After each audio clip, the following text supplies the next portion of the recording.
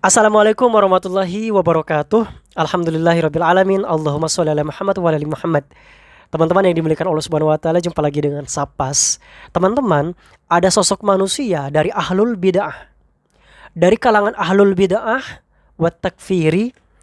Orang ini ahlul bid'ah sekaligus takfiri karena suka mengkafirkan orang lain gitu ya. Jangankan orang lain, keluarganya sendiri ketika meninggal dia tidak mau menyentuhnya sama sekali karena dia anggap jenazah ini adalah jenazah kafir. Bagaimana ini? Kemudian suatu ketika dia menyusun strategi bersama temannya karena dia mau balik ini teman-teman. Menyusun strategi, membuat beberapa pertanyaan yang akan diajukannya kepada seorang ustadz salafi bernama Ustadz Zulkarnain Al-Makassari, berharap ustadznya kena skakmat. Akan tetapi teman-teman yang dimuliakan Allah Subhanahu wa taala, apa yang terjadi? Marhaban bikum fi qanati Sapas Fresh. Pada saat itu ternyata ada ustadz salafi yang akan berkunjung ke Gorontalo, namanya Ustadz Zulkarnain, Ustadz Zulkarnain Al-Makassari ya. Insya Allah kita mafhumlah beliau. Nah, akhirnya kita adakan pertemuan antara Islam Jamaah. Kita masih mengaku sebagai orang Islam Jamaah karena sesungguhnya masih ada antara 50-50 mau keluar atau enggak gini. Wah, kalau mau keluar kita mau kemana, kan katanya kalau di luar enggak diramut gitu loh, enggak diramut, enggak diurusin. Nah, ketika itu ada sekitar 6 orang dari Islam Jamaah datang bertempat di tempatnya Islam Jamaah. Nah, kita dialog sama Ustadz Zulkarnain pada Isya sampai, kalau nggak salah itu sampai jam 12 malam tuh. Sampai jam 12 malam. Nah, sebelum itu saya sama si mubalik desa ini nyusun pertanyaan ke Ustadz untuk kita jadikan sebagai dialog. Nanti kita akan serang Ustadz ini masalah tentang baiat apa segala macam, masalah tentang sesuci apa segala macam. Kita bakal ini nih, apa namanya, jatuhin dia tuh. Gampang nih. Oh, dalam bayangan saya Ustadz Jul saat itu yang diperkenalkan katanya muridnya Syekh yang di Yaman, Syekh Mukbil, dan muridnya Syekh Al Fauzan. Bayangan saya orangnya udah tua ya, udah tua, terus mungkin jenggotannya juga lebat. Pas datang itu saya kaget, lah usianya nggak jauh beda sama kita, masih muda. Nah, ini gampang, ini kita banting ini. Kita banting nih, wah gampang nih. Wah, akhirnya udah ketemu, ngobrol, udah langsung masuk diskusi. Pas masalah yang kita bahas itu awal-awalnya masalah keimaman. Penjelasan beliau sebenarnya sangat-sangat panjang lebar dan memang betul-betul tepat sasaran gitu. Contohnya masalah keimaman, dia jelaskan dengan penuturan para salaf. Ketika kamu masuk ke suatu wilayah, kemudian kamu tanya wilayah itu pemimpinnya siapa, kemudian masyarakat menjawab si fulan pemimpinnya, dulu masih SBY kalau nggak salah tuh, maka dia adalah pemimpin. Mau didapat kepemimpinan itu mau didapatkan secara syar'i atau tidak syar'i, tetap dia adalah pemimpin. Tetap dia adalah pemimpin, karena pemimpin dalam Islam itu terbentuk dari 3 keadaan. Yang pertama wasiat yang seperti ada gambaran dari Nabi Muhammad menginginkan Abu Bakar yang akan menjadi pengganti beliau. Kemudian pelimpahan kekuasaan antara Abu Bakar kepada Umar dilimpahkan sementara Abu Bakar masih dalam keadaan hidup.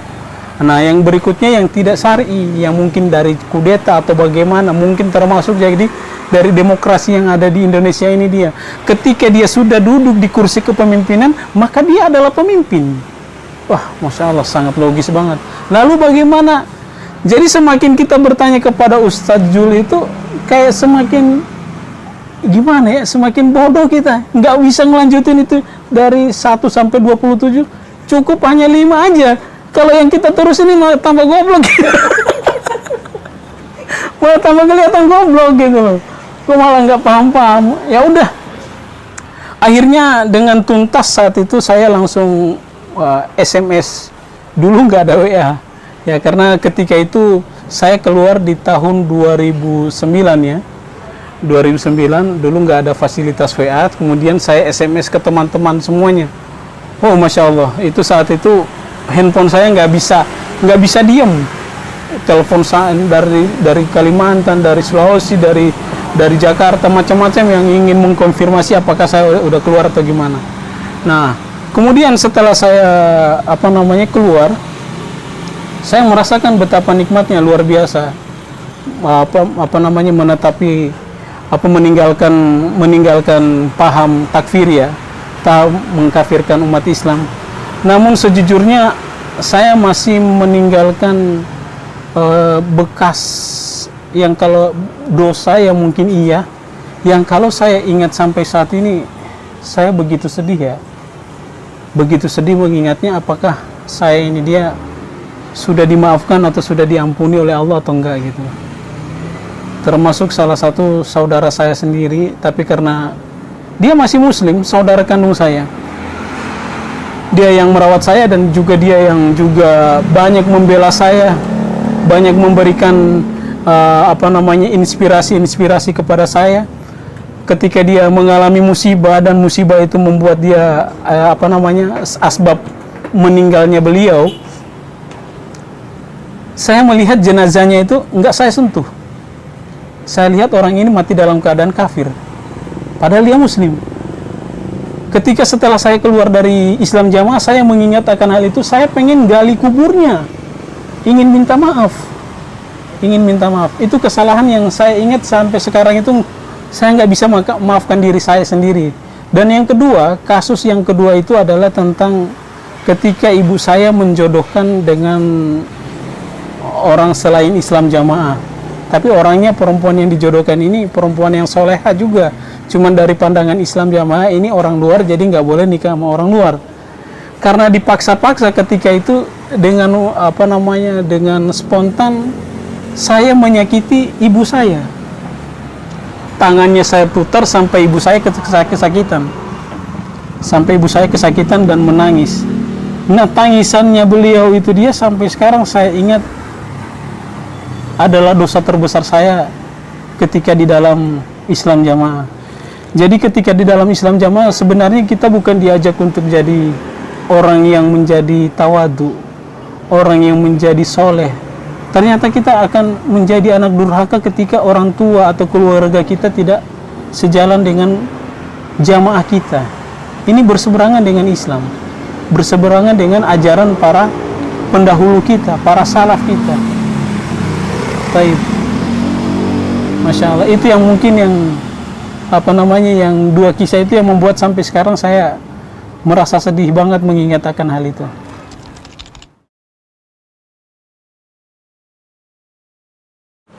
Sempat mau mengancam, mau membunuh saya tuh, datang ke tempat saya, ya bawa golok ya, terus saya adu argumen dulu, katanya saya dituduh sebagai orang yang memprovokasi jamaah untuk keluar dari jamaah. Saya bilang enggak, yang saya sampaikan ini adalah bersesuaian dengan Quran dan hadis.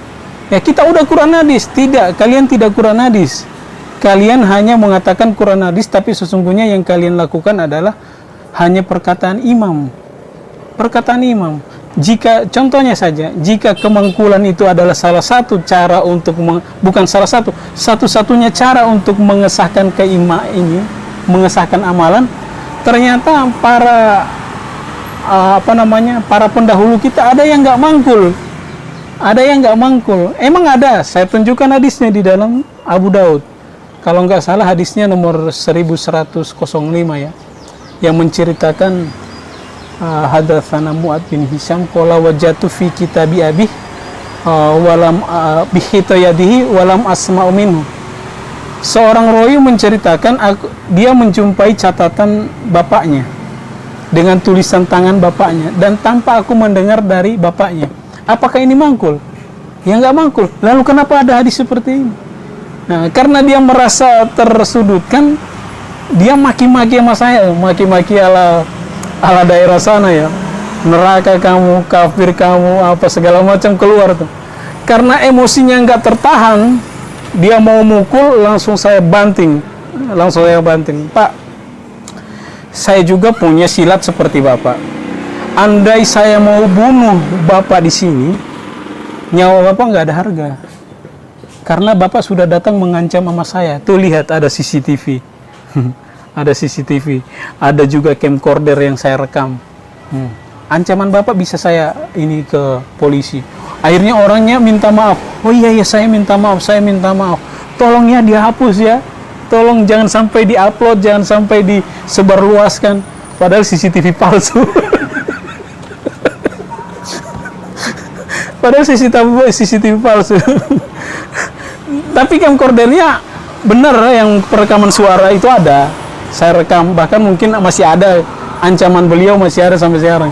Cuman karena ketakutannya itu melihat CCTV itu, minta maaf, minta dihapusin, minta apa. Sejak saat itu orangnya sudah nggak berani lagi ganggu saya, nggak berani lagi ngancam saya, dan sudah nggak pernah lagi SMS yang kata-kata yang agak menyakitkan, agak-agak menyudutkan, agak-agak ya seperti saya sudah kekal di neraka, saya sudah halal dibunuh, macam-macam tuduhan-tuduhan segala macam.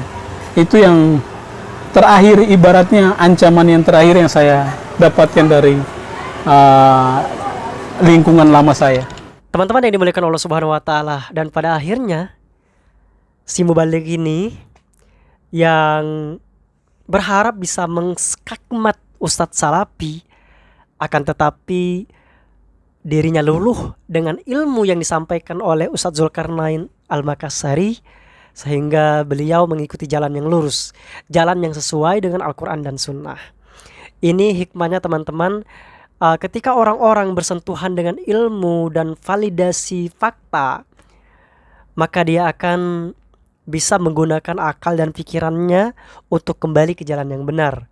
Akan tetapi ada juga orang-orang yang kekeh dan tidak mau bahkan memutar-mutar agar bisa tetap di jalan yang salah. Maka itulah tadi dinamakan dengan bahwa hidayah murni adalah milik Allah Subhanahu wa taala. Kita ketemu di video selanjutnya. Assalamualaikum warahmatullahi wabarakatuh.